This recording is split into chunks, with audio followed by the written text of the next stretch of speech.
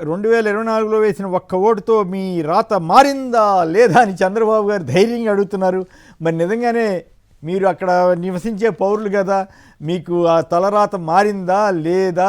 ఆయన అడిగిన ప్రశ్నకి మీరేం సమాధానం ఇస్తారు? విద్యుత్ ఛార్జీలు పెంచమని చెప్తున్నారు, మరి తగ్గిస్తామని కూడా చెప్తున్నారు. ఒక్కోసారి పెంచమని చెబుతున్నారు. ఇప్పటివరకు అసలు ఏం అదనపు భారం పడలేదా?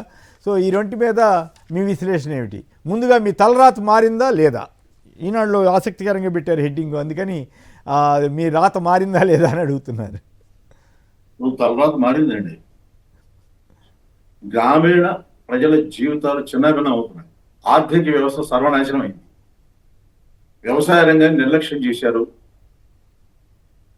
దానివల్ల గ్రామీణ ప్రాంతంలో రైతులు ఇబ్బందులు పడుతున్నారు, వ్యవసాయ కార్మికులు ఇబ్బంది పడుతున్నారు, వ్యవసాయ రంగం సంక్షోభంలో చిక్కుకుంది. ఏ పంటకు గిట్టుబాటు ధర ఉంది, ఏ బెనిఫిట్స్ ఇస్తున్నారు వ్యవసాయం చేసే వాళ్ళకి? వ్యవసాయాన్ని పూర్తిగా వదిలేసి గ్రామాల్లో ఆర్థిక వ్యవస్థ ఎలా బలపడుతుంది? ఈ రాష్ట్రంలో మొక్కజొన్న పంటకి ఇప్పుడు ప్రస్తుతం నడుస్తున్న చరిత్ర, మొక్కజొన్న పంటకి రేటు ధర లేదంటే వ్యవసాయ మంత్రి గారు సింగపూర్ లో పర్యటిస్తారు. ఏమి నేర్చుకుంటాడో తెలియదు. సింగపూర్ వెళ్ళిన 7 మంత్రుల్లో ఒక్క నారాయణ గారు తప్ప అర్థం చేసుకునేవాడు ఎవడన్నా ఉన్నాడు? అసలు 7 మంత్రులు వెళ్తారు. ఏమిటి వాళ్ళు అక్కడ స్టడీ చేసేది ఏమిటి నాకు అర్థం కాదా. సింగపూర్ వెళ్ళి ప్రపంచానికి పాఠాలు చెప్పి చంద్రబాబు నాయుడు గారి దగ్గర నేర్చుకోకుండా సింగపూర్ వెళ్ళి నేర్చుకుంటారు ఈ మంత్రులు. రాష్ట్రంలో ఆర్థిక వ్యవస్థ ఓవరాల్ గానే దెబ్బతింది. రైట్. శివశంకర్ గారు చెప్పండి, మీ రాత మారిందా లేదా? విద్యుత్ ఛార్జీలు పెంచమని చెబుతున్నారు, భారం పడిందా లేదా? సార్, ముందుగా విద్యుత్ ఛార్జీల గురించి మాట్లాడితే 2024లో ప్రభుత్వంలోకి వచ్చినటువంటి 6 నెలలకే వైఎస్ఆర్ కాంగ్రెస్ పార్టీ మేము లిమిటెడ్ సీట్స్ గా పరిమితమైనా కూడాను వీళ్ళు చేసినటువంటి 18,000 కోట్ల రూపాయలు ఛార్జీలు, విద్యుత్ ఛార్జీలు పెంచి ఇమ్మీడియట్ గా 3 విడతల్లో నవంబర్ నుంచే 2024 నవంబర్ లో ప్రతి ఒక్క ఇంట్లో పవర్ తీసుకుంటే అంతకు ముందు 600 వస్తే తర్వాత 1200, 1500, 100% పైగా ఇమ్మీడియట్ గా పెరిగితే వైఎస్ఆర్ కాంగ్రెస్ పార్టీ ధర్నా చేసేసి రాష్ట్రం అంతా నియోజకవర్గం మీకు గుర్తుంటది. నవంబర్ 27, 2024 సంవత్సరంలో మొత్తం ఈ ప్రభుత్వం పెంచినటువంటి దానికి ఏకంగా అన్ని నియోజకవర్గ కేంద్రాల్లో పిలుపునిస్తే భారీ స్పందన వచ్చింది. మేము వచ్చిన 6 నెలలకే, వాళ్ళు వచ్చిన 6 నెలలకే. అంటే ఇంత దుర్మార్గంగా ఎన్నికల ముందు ఏమన్నారు? ఎలక్ట్రిసిటీ ఛార్జెస్ తగ్గిస్తాము, తర్వాత ఏమన్నారు? ప్రతి ఒక్క వినియోగదారుణ్ణి ఒక్కొక్క పవర్ ప్రొడ్యూస్ చేసే వాళ్ళగా చేసేసి మీ దగ్గర మేము పవర్ కొంటాం, అట్లా తయారు చేస్తారని నమ్మబలికి అబద్ధాలాడి 18,000 కోట్ల రూపాయలు ముక్కు పిండి వసూలు చేశారు, పేదోడి దగ్గర నుంచి పెద్దోడి దగ్గర వరకు. మళ్ళీ ఈ రోజు అంతా రాబట్టి ఈ రోజు ఏమంటారు? 1 రూపాయి కూడా పెంచమన్నట్టు. అది నోరా తాటి మట్టనా? మీరే కదా పెంచింది. గూగుల్లో సెర్చ్ చేసినా తెలుస్తుంది కదా ఎందుకు వైఎస్ఆర్ కాంగ్రెస్ పార్టీ ధర్నా చేశారు, ఎందుకు వినియోగదారులకి 500 ఉండేటువంటి రెగ్యులర్ గా వచ్చేది గత 5 సంవత్సరాల నుంచి ఇమ్మీడియట్ గా మీరు వచ్చిన తర్వాత 6 నెలలకే ఎందుకు 1100, 1200, 1500, 2000 వచ్చేటికి 4000 ఎందుకు పెరిగాయి? విద్యుత్ ఛార్జీలు పెంచడం కాదా ఇది? ఎవరిని మభ్య పెడతారు, ఎవరిని మోసం చేస్తారు? ఇక రెండవది, మీరు అన్నట్టు మా తలరాతలు మారాయి అంటే ప్రతి ఒక్కరి తలరాతలు మారిపోయినాయి. ఎట్లా మారిపోయినాయి అంటే మొదటిలే ఉగాది పండుగ రోజు వాళ్ళకి చెప్పి వాలంటీర్లు అనేటువంటి 2,70,000 మందికి మొత్తం రోడ్డు మీద పడేశారు. వాళ్ళ తలరాతలు పూర్తిగా మార్చేశాడు. తర్వాత ఇది ఆరోగ్యశ్రీ పూర్తిగా ఎత్తేసి 4 కోట్ల మంది ప్రజలందరూ కూడా ఆరోగ్యం మీద ఆధారపడే ఏకైక ఆరోగ్యశ్రీ పథకాన్ని గొంతు పిచ్చికి చంపేసేసి 4 కోట్ల మంది తలరాతలు మార్చేశారు. తర్వాత ఇంటింటికి రేషన్ తీసుకెళ్లేటువంటి బండ్లన్నీ పక్కన పెట్టి ఉద్యోగాల కొరకు బండ కొట్టడమే కాకుండా నెత్తి మీద ముసలోళ్ళంతా కూడాను రోడ్ల మీద తీసుకొచ్చేట్టుగా చేశాడు. మీ యొక్క చర్యలతో ఈ వర్గం ఆ వర్గం కాకుండా ఉద్యోగులు అయితే సచివాలయ ఉద్యోగులు వీళ్ళందరూ కూడాను కనీసం ఐఆర్ పిఆర్సీ ఏది లేకుండా ఉద్యోగులందరినీ రోడ్డు మీద పడేశారు. అంగన్వాడీ వాళ్ళని అబద్ధాలు చెప్పి పెంచగాక ధర్నాలు చేసేసి విజయవాడకు వచ్చేసి ధర్నా చౌలో ధర్నా చేసే పరిస్థితి తీసుకొని వచ్చారు. మొత్తం వీళ్ళన్నట్టు మొత్తం అందరి తలరాతలు మార్చారు సార్. వరస్ట్ గా తలరాత బాగుండేటువంటి తలరాతల్ని చెరిపేశారు. రాష్ట్రంలో శాంతి భద్రత లేకుండా లిక్కర్ విచ్చలవిడిగా పెట్టించేసేసి అరకొరకు ఆదాయాలతో సంక్షేమ పథకాలు అమలు చేయకుండా రైతులకు గిట్టుబాటు ధర లేకుండా రైతన్నల యొక్క నుదుటిన ఆ యొక్క రాత చెరిపేశారు. ఇది వీళ్ళు చేసినటువంటి విద్యార్థులకు కనీస ఫీజు రియంబర్స్మెంట్ ఇవ్వక సర్టిఫికెట్ల కోసం రోడ్డు మీద పడతా ఉన్నారు. అది వాళ్ళు చేసింది. తల్లివందనం అని పేరు మార్చుకున్నారు. అమ్మఒడి పథకం మొదటి సంవత్సరం ఇవ్వక డ్రాప్ అవుట్స్ పెరిగాయి. ఆ పేద పిల్లలకందరికి కూడాను ఆ యొక్క 15,000 రూపాయలు జగన్మోహన్ రెడ్డి గారు ఇచ్చిన ప్రోత్సాహంతో ఒక స్కూల్లోకి వచ్చేసేసి రేపటి భవితకి నేడు శ్రీకారం చుట్టినటువంటి తల్లి వందనం అని పేరు మార్చుకున్నారు కదా. అమ్మఒడి పథకాన్ని కూడా లేపేశారు. ఎవరికి సార్, ఏ వర్గాన్ని వీళ్ళు తలరాత మార్చారు? కేవలం తెలుగుదేశం పార్టీ వాళ్ళ యొక్క కార్యకర్తలకి అక్రమంగా ఇసుక, బెల్ట్ షాపులు ఇవన్నీ పెట్టి దోచుకో, పంచుకో, తినుకో అనేటువంటిది వాళ్ళ కార్యకర్తలకి, వాళ్ళ నాయకులకి, అదే విధంగా 4 కాంట్రాక్టర్లకి అమరావతిలో పనులు చేయడానికి మిగతా వాళ్ళకి 4 నామినేషన్ ఇచ్చేసేసి మొబిలైజేషన్ అడ్వాన్సులు తీసుకొని వచ్చేసి తద్వారా కమిషన్లు తీసుకొని వాళ్ళ తలరాతలు వాళ్ళు మార్చుకున్నారు తప్ప ఈ రాష్ట్రంలో ఉన్నటువంటి తలరాతలంతా చెరిపేస్తున్నారు వీళ్ళు. ఇది ఈ చంద్రబాబు నాయుడు గారు చెప్పిన దానికి సమాధానం. ప్రతి ఒక్కరి మనసులో అది ఉంది. అవకాశం ఇస్తే న్యూట్రల్ గా వెళ్ళేసి ఒక మైకు పెడితే కేసులు పెట్టారు, అక్రమ కేసులు, నిజం చెప్పయ్యా అంటే గనక ఈ రాష్ట్రంలో ఉండే వాళ్ళందరూ కూడాను తమ బాధలు చెప్పుకోవడానికి సిద్ధంగా ఉన్నారు. అంతెందుకు సార్, టీడీపీ కార్యకర్తలే పెడుతున్నారు మెసేజ్లు. టీడీపీ కార్యకర్తలే ఈ మధ్య 6 నెలల నుంచి మొదలు పెట్టారు. కార్యకర్తలని అబద్ధాలు చెప్పారు. కార్యకర్తలకు ఏం లేదు, మా నాయకులు దోచుకుంటున్నారు, మాకు ఒక్క ఉద్యోగం లేదు, మాకు నిరుద్యోగ భూతి లేదు, కనీసం మేము ఎట్ట బతకాలి, జెండాలు మోసినాం మేము అని వాళ్ళు అంటున్నారు. వాళ్ళ కార్యకర్తలకే వాళ్ళ జీవితాలు మార్చలేదు సార్, నాయకులకు తప్ప. Right, okay, right. తెలుగు గారు చెప్పండి, మీరు కట్ అయింది ఇందాక విద్యుత్ ఛార్జీలు పెంచమన్నారు. ఇప్పుడు శివశంకర్ గారు ఎక్స్ప్లెయిన్ చేశాడు ఎప్పుడెప్పుడు ఎంతెంత అదనపు భారం మోపింది. మరి మీ రాత మారిందా లేదా అని ధైర్యంగా ఎట్లా అడగగలుగుతున్నారు? ఒకటండి, వాళ్ళు దబాయించి ప్రచారం చేసుకోవడానికి అలవాటుపడ్డారు. ఇప్పుడు పవన్ కళ్యాణ్ గారు ఎన్ని మాటలు చెప్తున్నారు. పంచాయతీరాజ్ శాఖకి బ్రహ్మాండంగా 100 కోట్ల నిధులు నేను కేంద్ర ప్రభుత్వం నుంచి తీసుకొచ్చాను, నాకున్న పరిచయాలు ఉపయోగించాను. ఎన్ని 100 కోట్లు దారి మడిని, ఎక్కడికి వెళ్ళినాయి, దేనికి ఖర్చు పెట్టారో లెక్క చెప్పాలి, అది చెప్పరు. రెండవది ఉపాధి హామీ పథకం. ఉపాధి హామీ పథకంలో వైఎస్ఆర్ కాంగ్రెస్ పార్టీ ఎన్ని రోజులు ఉపాధి కల్పించింది, తెలుగుదేశం పార్టీ వచ్చాక ఎన్ని రోజులు ఉపాధి కల్పించింది, ఆ లెక్క తీస్తే ఆ డొల్లతనం అంటే బయటపడుతుంది. పవన్ కళ్యాణ్ గారు ఊరికే ప్రచారం చేసుకుంటే కుదరదు. పంచాయతీరాజ్ శాఖ 5 అవార్డులు వచ్చినాయి. ఇవాళ కూడా ఒక స్టోరీ వచ్చింది ఆంధ్రజ్యోతిలో. ఏం అవార్డులు? ఒకే రోజున గ్రామ సభలో పెట్టారట, అది ఒక అవార్డు. ఇది కాదు కదా. పంచాయతీల్లో ఏం జరుగుతుంది, అభివృద్ధి ఏం జరుగుతుంది, అది చెప్పాలి. అందువల్ల ఈ ఉపాధి హామీ లేదు. ఎక్కడ వ్యవసాయ రంగం నిర్లక్ష్యానికి గురైంది, ప్రజల ఆరోగ్యం నిర్లక్ష్యానికి గురైంది. వస్తున్న నిధులన్నీ కూడా ఇప్పుడు పంచాయతీరాజ్ నిధులు ఎక్కడ మండించాలో తెలియదు, ఉపాధి హామీ పథకం నిధులు పనులు కల్పించకుండా ఏం జరుగుతున్నాయో తెలియదు. ఈ నిధులు మళ్లింపు, వస్తున్న నిధులన్నీ అప్పులు, కేంద్ర ప్రభుత్వం నుంచి వస్తున్న గ్రాంట్లు, రాష్ట్ర ఆదాయం నుంచి వస్తున్న నిధులు, ఇవన్నీ ఎక్కడికి మండుతున్నాయి, ఎవరికి ఇస్తున్నారు? ప్రజల సంక్షేమం కోసం, ప్రజల కోసం వాడకుండా దేనికోసం ఖర్చు పెడుతున్నారు? అది బయటికి రావాల్సి ఉంది. అది అక్కడ వాళ్ళు తలరాతలు ఎవరు మారినాయి అంటే ఈ రాష్ట్రంలో కాంట్రాక్టర్లు, రియల్ ఎస్టేట్, వీళ్ళ తలరాతలు మారినాయి, అంతేగాని ప్రజల తలరాతలు మారలా. రైట్, పెరిగిపోయినాయి. ఏమైనా పట్టించుకుంటున్నారా? మీకు ఇంకొక ముఖ్యమైన విషయం కూడా చెప్తాను కేసీఆర్ గారు, ఒక్క నిమిషం చెప్పండి. ఏమంటే ధరలు ఇప్పుడు యుద్ధం మొదలైందండి.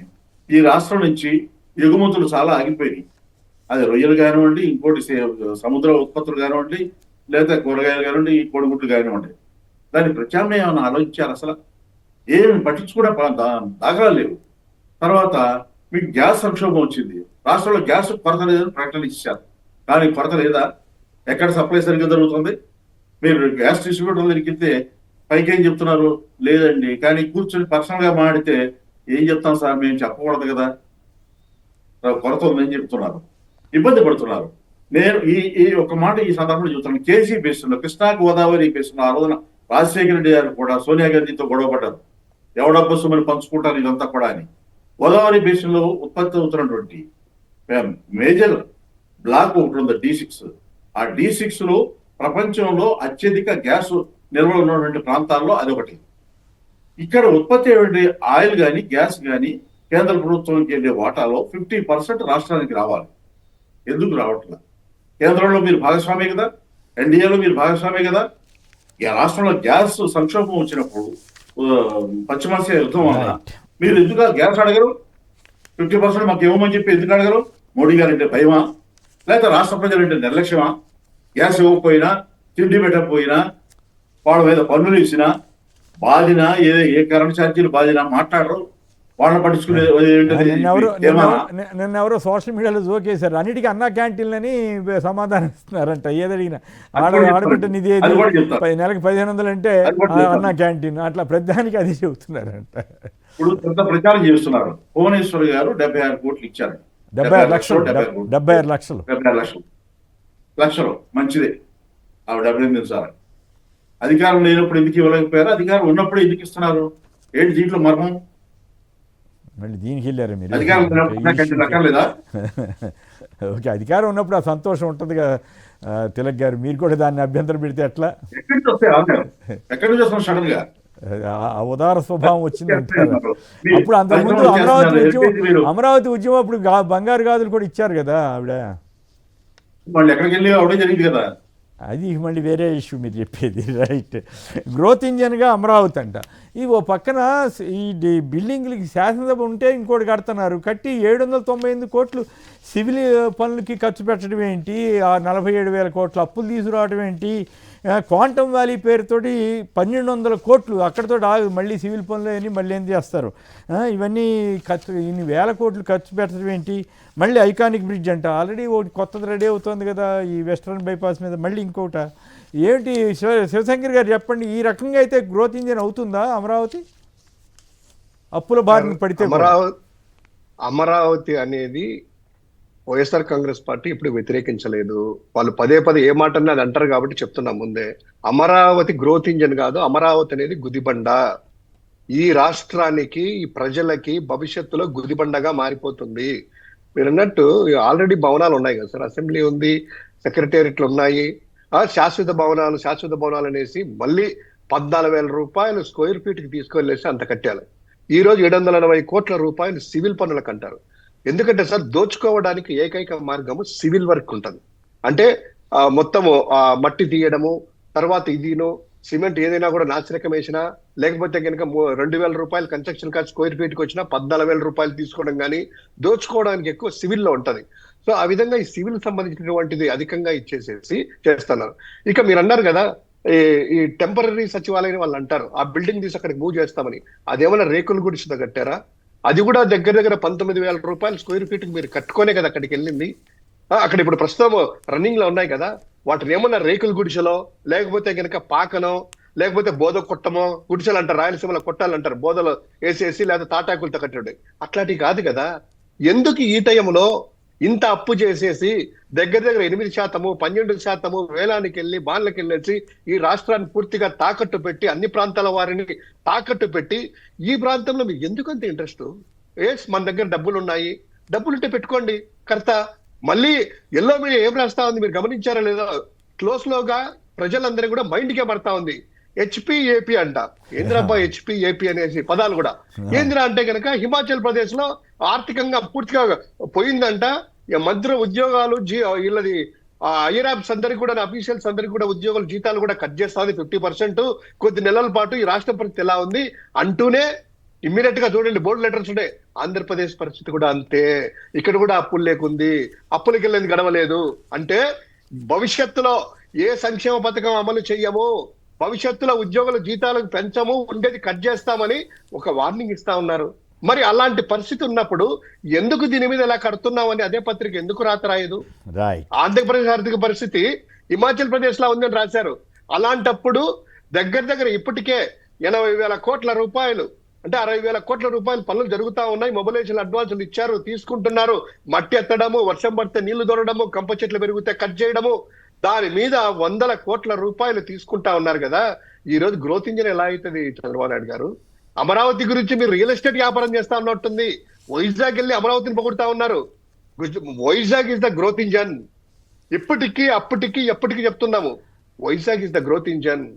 అక్కడ అన్ని అవకాశాలు ఉన్నాయి. లేదా మావిగన్ ఏర్పడితే, Mavigan will be the growth engine for the Andhra Pradesh state. Right. మీరు చెప్పినట్టు అమరావతి అనేది ఎప్పటికీ కూడా గుదిబండనే, ఈ రాష్ట్ర ప్రజలకి గుదిబండనే.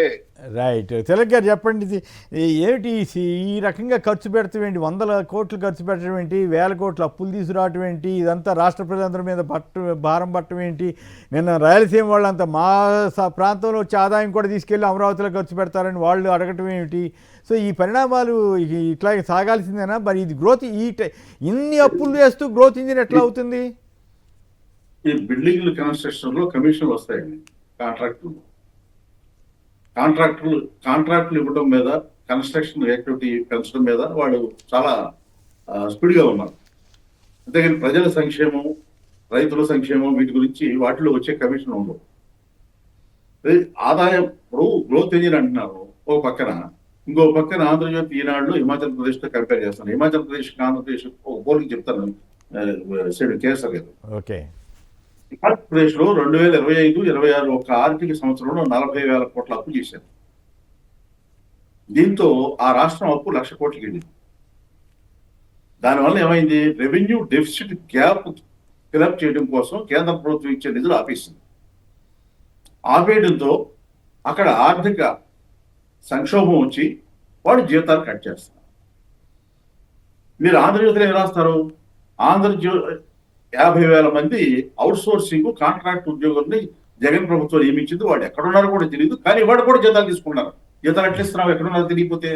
అంటే ఈ ప్రభుత్వం అంత చక్కగా అంత చక్కగా పనిచేస్తుందని వాళ్ళే ఒప్పుకున్నట్టు అనమాట.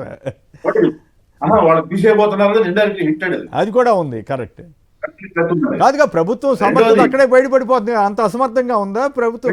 వాళ్ళు ఎవరు ఉన్నారో ఎక్కడున్నారో తెలియకుండా జీతాలు ఇచ్చేసేస్తారా? 2 ఏళ్ళ నుంచి పైగా. ఇది ఒక ఆస్పెక్ట్ అండి. జీతాలు కట్ చేయడం అనేది ఒక ఆస్పెక్ట్. హిమాచల్ ప్రదేశ్, ఉత్తరాఖండ్ లో ఆదాయం పడిపోయిందని చెప్పి గంజాయి సాగుకు పర్మిషన్ ఇచ్చారు. నిజమా? హిమాచల్ ప్రదేశ్ కూడా తీర్మానం చేశారు. అక్కడ గంజాయి అనే పదం వాడరు, అక్కడ కూడా పర్మిషన్ ఇచ్చారు. అంటే ఆంధ్రప్రదేశ్ కూడా గంజాయి సాగుకి పర్మిషన్ ఇస్తుందా?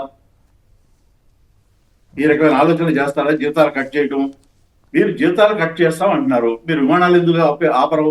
సింగపూర్ పర్యటనలు ఎందుకు ఆపరు? 95 లక్షలు 6 ఖర్చుకి 6 మంత్రులు వెళ్ళారు. నారాయణ మనోహర్ గారు వెళ్ళలేదు, ఆయన తండ్రి గారు కాలధర్మం చేసినందున. ఈ రకమైనటువంటి దుబారా ఖర్చులు ఎందుకు ఆపట్లేదు? మీరు ఫ్లైట్లు తిరుగుతారు.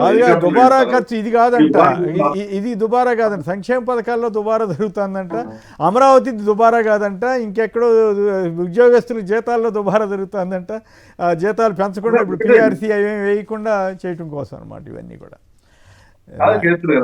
ఒకటే మాట చెప్తాను, అమరావతి వలన వచ్చే ప్రయోజనాలు ఏంటి, మావిగల వలన వచ్చే నష్టాలు ఏంటి చెప్పాలంట.